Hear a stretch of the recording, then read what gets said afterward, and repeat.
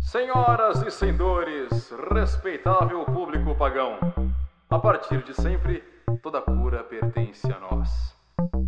Toda resposta e dúvida. Todo sujeito é livre para conjugar o verbo que quiser. Todo verbo é livre para ser direto e indireto.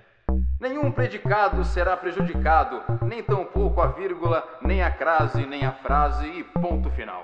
Afinal, a má gramática da vida nos põe entre pausas, entre vírgulas.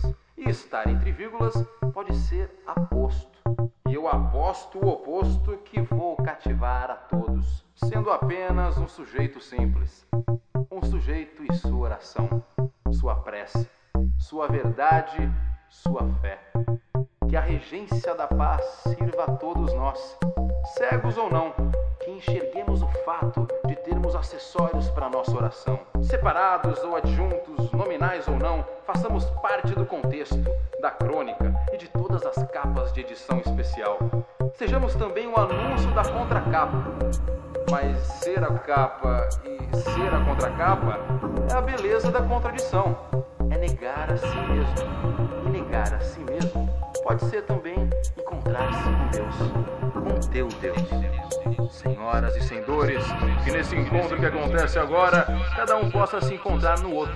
Até porque tem horas que a gente se pergunta, por que é que não se junta tudo numa coisa só?